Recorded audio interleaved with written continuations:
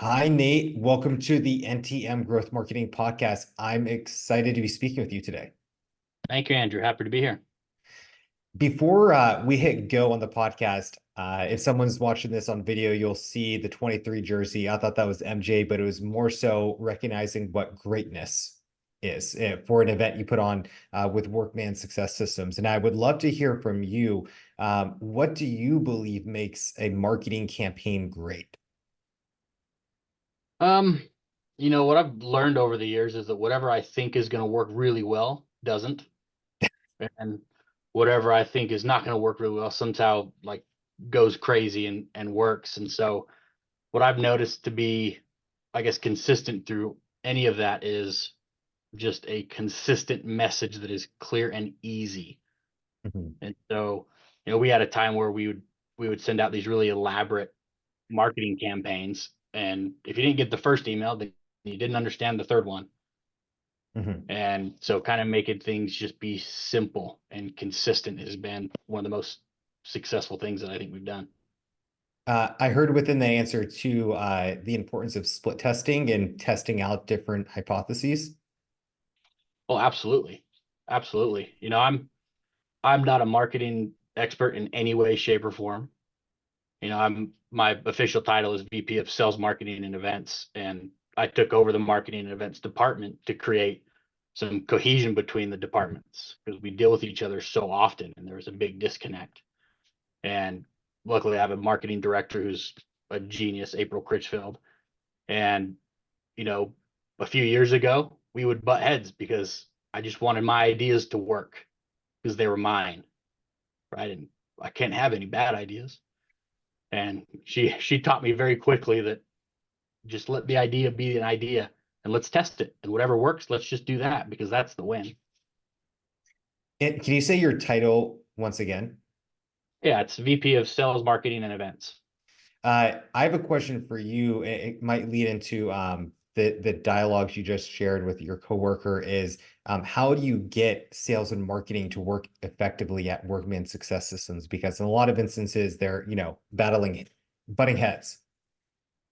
Yeah, I think it's understanding that if you're in marketing, you're in sales, and if you're in sales, you're in marketing. Mhm.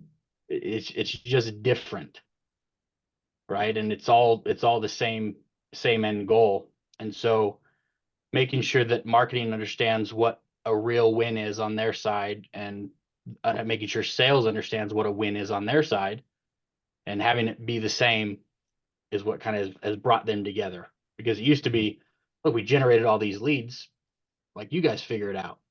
And they're like, well, we're closing all these leads, but none of them come from marketing.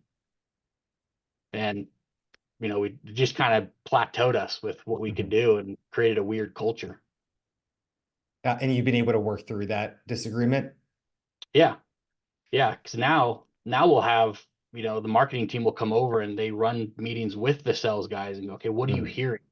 What are you seeing? This is the email we ran. This was the incentive we put out. What's the feedback? And then they go and make those changes. And so they're working together Mhm. because everyone just wants to win. Mhm. I recently interviewed a fractional VP of sales on the podcast, Greg Grand. And so he was saying in his thing, I was asking him, what are some of the reasons you believe sales and marketing's butt heads? And he said a similar answer, which is that they just never communicate. And it sounds like at Workman Success Systems, it's part of your culture that you have to get in the same room together, talk through what's going on, and get on the same page so you're actually hitting the revenue goals you want the business to. Yeah, I mean, one of our core values is communicate openly and honestly. Mhm. That doesn't give you permission to say, I'm just being honest, and then you say things that Right. are not right, but it allows them to be able to share an opinion without feeling like they're being attacked Mhm. and be heard. And just having the consistency of it, like now as a leader, they do it on their own. And I think that's probably the coolest part of all of it is I don't have to say, hey, go communicate with Mhm. the marketing team, or why don't you go talk to the sales guys? I come out of my office and they're there, they're doing it, they're talking. What role would you say innovation has played in marketing at Workman Success Systems? Um, We believe in wisdom of the crowd. What do you mean by that?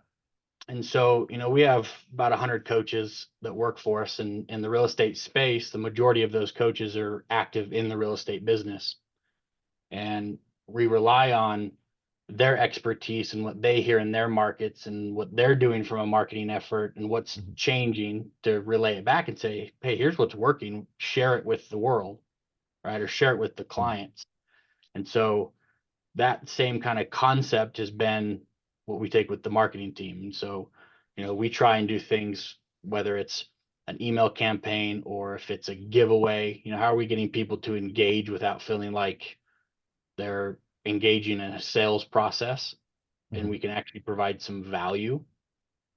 Um, I think the most impactful thing that we've done from a messaging perspective is, we went from service before opportunity to service regardless of opportunity, mhm, and being able to get that message out and have the coaches and the clients get the message out of just look out, I'll help you however we can help you. If there's an opportunity, great, but even if there's not, here's everything we have. And so tweaking that messaging and getting it across the different platforms has kind of been mhm. the focus over the years. Uh, Within any innovation you've seen, has AI played any role over the last year with ChatGPT or Yeah, other elements of AI? yeah, absolutely. It's a buzzword in real estate, and everyone says, yeah, you got to have AI to survive in real estate. And you can ask them like, okay, AI that does what? And they don't know, but they hear it a lot, right? It's like when you hear systems and processes, like I got to have systems. Like what system? And they're like, I don't know, but I got to have one.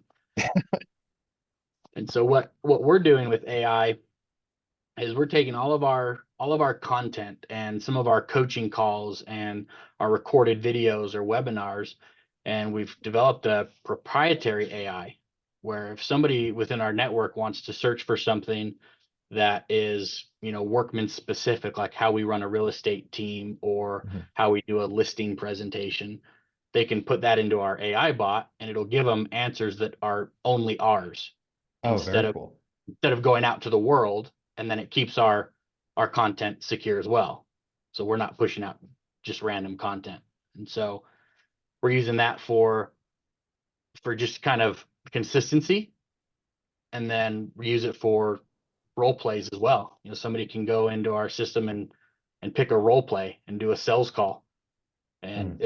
it'll give them specific content and scripts and systems that are within our community that we want them to learn and use. Have you seen that been adopted easily, or was there a lot of resistance to it? It gets adopted really fast.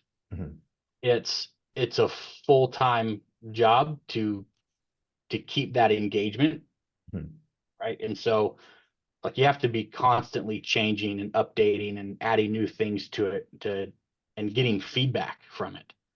mhm, Like feedback is what makes any of it really any valuable. And so as long as we get the feedback, and then the clients and coaches know that we're going to use it and update it, and that keeps them mhm, engaged. So it's been cool to see the adoption, and everybody everywhere talking about AI helps that as mhm. well. I'm curious to know, if you reflected back over the last couple of years, have there been any marketing channels that have been really effective for you? Whether that's social, offline, affiliate partners, just the good old hand-to-hand handshake at, the local coffee shop. What's been working for you? For us, events drive revenue, Mhm, like more so than like even the second closest pillar is not even close. And so, we're fortunate to where we get hired to go out and speak to real estate companies. And when we go out and speak, that's our lead gen, right? And so it's taking that audience that raises their hand and says, yes, I want to mhm, learn more. Yes, I want to be a part of the community, and then continuing to message to them forever, right? And so that getting in front of the right people and doing events is what is by far been the best channel to drive revenue and sales and consistent pipelines. I see you put on a lot of webinars. Are the webinars and events different things at the business? Yeah, because the event will be live, Mhm. and so we'll go and travel and do an event. And so, like for example, there's a company called Boomtown and Inside Real Estate. They host a big event every year, and so Verl Workman, the owner, he'll go out and do a keynote and some breakout sessions, and so we'll work that event. Um, and then we'll do webinars for them after the event that'll be virtual for their people. Can you share how you're still putting on effective webinars in 2024? I feel like I've been seeing clickbait headlines for years of how webinars are dying, but they're still here. They are. It's harder than ever to create a webinar that's interesting. Mhm. I think we're at a point, especially in the real estate space, that it's a skills-based market right now. And 2 years ago, if you had a license, then you could survive. But right now, if you don't have the skills, like you can't sell against high interest rates, Mhm. right? And so for our webinars, what we've had a really strong focus on is when you get off that webinar, you need to have something that you can go and do in the next 2 minutes that's going to make the difference or going to move the needle, right? Whether that's something paid or something for free. But if I give you something and you can go, wow, that was a good idea. Now I can go implement it. And I don't just have ideas and more questions. Cause I think that's what people really just they get hounded on, right? They just, every webinar they join, they get all these good ideas and they end the webinar and they're like, that was awesome. How? Mhm. Now what? What do I do? And so that's kind Uh, of been, yeah. a question I sometimes will get is how do you progress from that webinar to a clear call to action of advancing the customer journey? Do you have any advice or tips of how you can do that in a way that's not going to feel salesy to people who join? It's got to have value, and it needs to be a lot of real value. And so one of the most successful value pieces that we have is a system called 8651, and it's how to close 50 transactions, or sorry, how to close 86 transactions working with 50 people 1 hour a day. Mhm. And as a thank you for somebody joining the webinar, like we give them that entire system plus the tracker plus Mhm. all of the incentives and things that they do with their clients and with their teammates. And so just by joining that webinar, if they closed 86 transactions, that I mean that webinar could be worth 7 figures to them Mhm. if they do anything with it, Love it. right? So my last question today, Nate, is around thinking towards 2024. What is a element of marketing you're excited about this year? And whether that's a new software, AI, something you're doing with a big event at your organization. Love to hear, marketing wise, what's getting you out of bed excited this year? I think the messaging that we're focusing on right now is, it's all about taking control Mhm. and taking control back in a market where everyone feels like stuff is just out of their hands Mhm. and they don't know what they can take control on. And so instead of getting frustrated or quitting or getting out of the business, it's how do you get better and how do you take control of the things that you can take, that you can take control of. And so that messaging has been really fun to work with, especially with my writers and graphic designers, to just like you can take control, even though like the real estate market might be weird, but it's still a very, very successful industry. And one follow-up question to that, what influences that messaging do you come out with? Is it a lot of primary customer research? Is it Google searches? What's helping to influence really getting into the minds of these individuals you're wanting to connect with? Conversations and asking them. Mm. Um, I think we overcomplicate a lot of stuff just naturally. And, even though I may be over some of these departments, I still am on the phones every day doing sales calls. And, when we take our sales calls and like you hear patterns, right? And you hear the Right. frustration and we ask them what's their most urgent business problem and they give us a list of stuff and none of it is in their control. And so just just understanding how to ask, like, what are you feeling right now? What's the most urgent business problem? If there could be one thing that would make the difference, what would that be?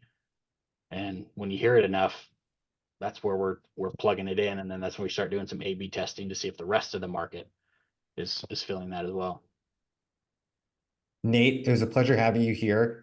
Can you leave us with best ways to follow up with you, learn more about Workman Success Systems as well? Yeah, I mean, my email is nate@workmansuccess.com. I mean, I'm happy to help or spend some time with anybody, whatever industry you're in.